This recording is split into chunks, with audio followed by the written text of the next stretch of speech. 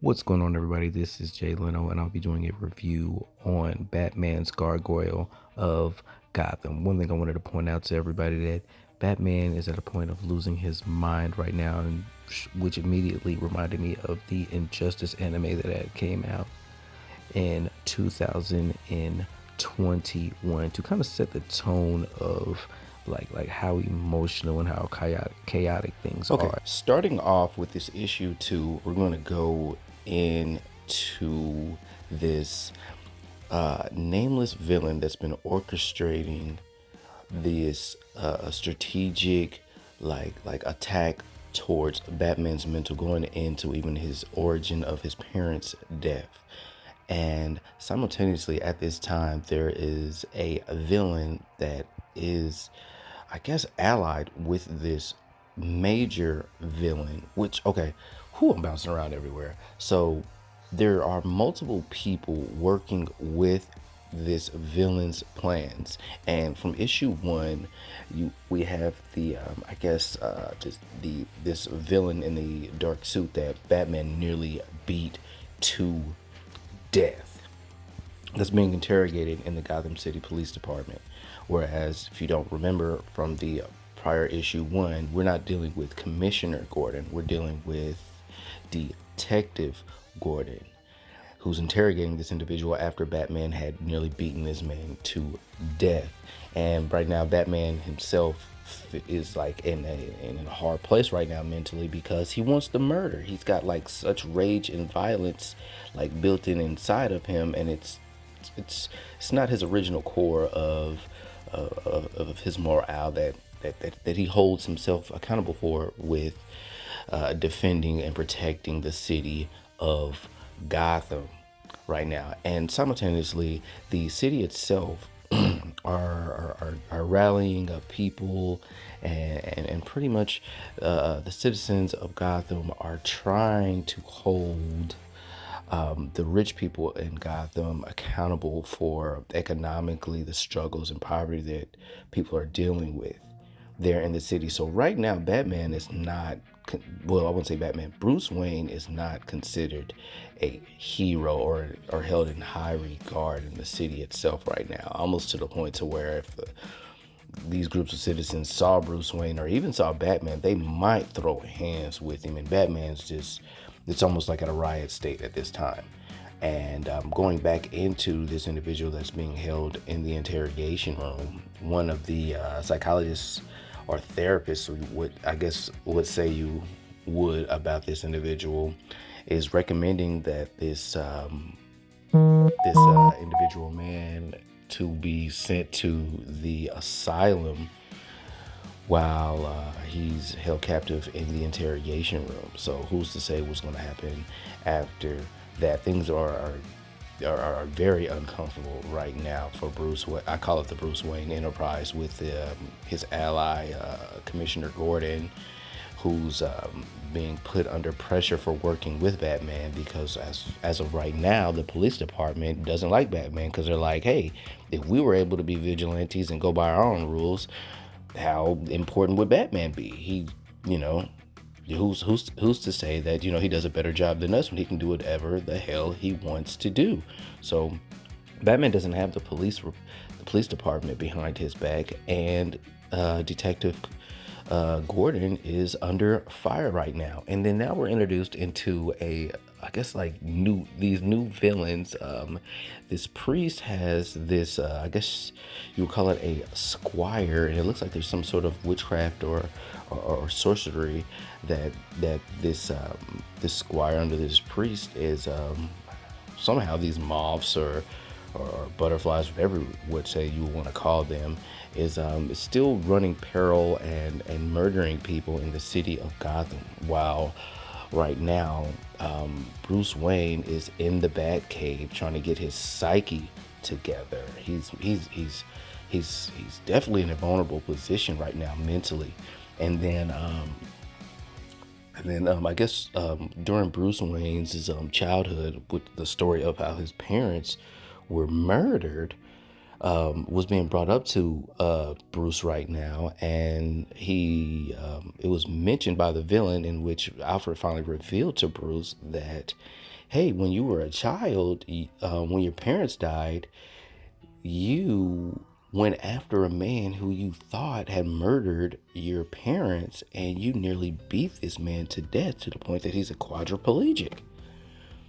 And Batman's like, why didn't you say this to me? And then pretty much Alfred had to let Bruce Wayne know that, hey, man, you went through some serious therapy. And the therapist, quite honestly, thought it'd be best that, we erase these memories from your mind just for you to keep a bit of sanity within yourself, because your immediate reaction to your parents' death was to go into extreme violence. I mean, you were a grown kid and beat a man half to death. I mean, which is understandable. So, as they dive deeper into this story, well, I guess as Bruce dives deeper into his origin story, that guess what, guys?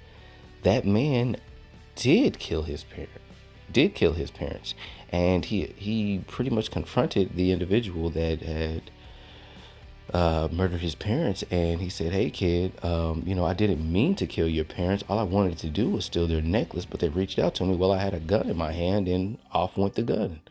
And he kind of gave, so like Bruce is kind of like in a hard place of first believing that he beat up an innocent man, and come to find out that the man wasn't so innocent, but the man still like acted, well, the man is a victim of violence, but he kind of threw it back at Bruce like, hey buddy, I hate your freaking guts, bro. Like, I didn't mean to do all these things, but look at me, bro. I can barely move. So, right now things is tough. And then, not to mention, Bruce is having these visions of a childhood dream, or if it is a dream, or if it actually happened, considering that this comic is called The Gargoyle of Gotham, of this baby, a damaged winged demon right now.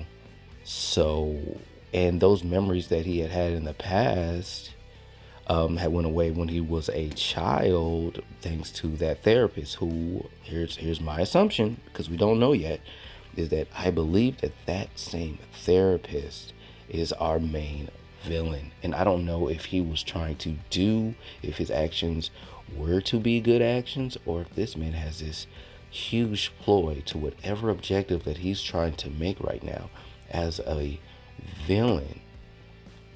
And we have to see what's to come of this, because, I mean, quite honestly, just by the name of the title of Gargoyle of Gotham, I think Batman might have like some sort of an entity a hold of him, that it's appearing to me that it's being buried deep inside of himself to never be released. But as of right now, he's been triggered to go back into whatever possession is going on right now in this storyline.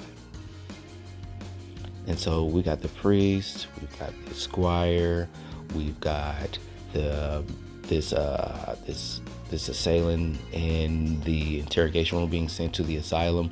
We still have this individual man that they're showing us that hasn't been questioned at all, that's orchestrating everything, and they haven't given us his name as well. So, this definitely draws me in to see what's to come in these next future series. And I'd also am really happy that these issues have like been broken up into months at a time of being released to us, because I mean, there's a lot of other comics out there. So with how much time had been in between here, it gives me an opportunity to really consume what's going on in this comic series. And I mean, with all these murders, this really feels like detective work. It's dark. I'm really enjoying this comic. I've always felt as though that Batman had the best stories when it comes to comic books, and this is definitely confirmation of such, because right now I'm in a mystery. Right now I'm trying to figure some things out, and things aren't predictable to me of what I've been reading of this series. In comparison to even Marvel and DC and a lot of other comic books, I've always found them to be kind of predictable. But This is definitely a page turner, guys, and it's a new. We've got. I believe we're looking at a new villain alert, multiple new villain alerts.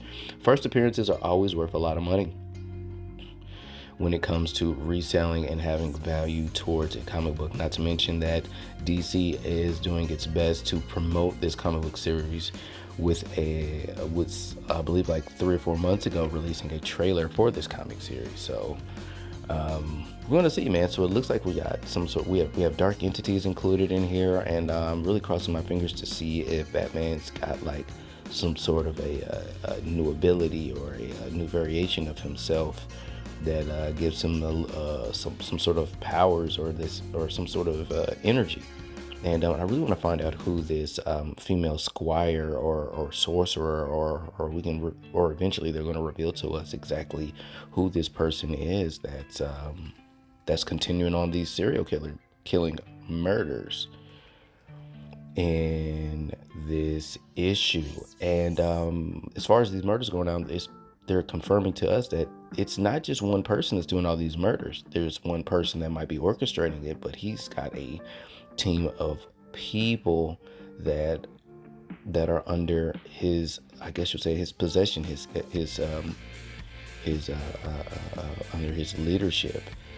And as you can see, we've got like this is a society of people. I don't know if he's going up against the spiritual realm all by himself. Apparently, we've got look at this individual. I don't know if this guy is considered to be the devil himself or is he just a demon.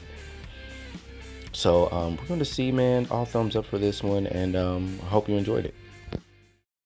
So special.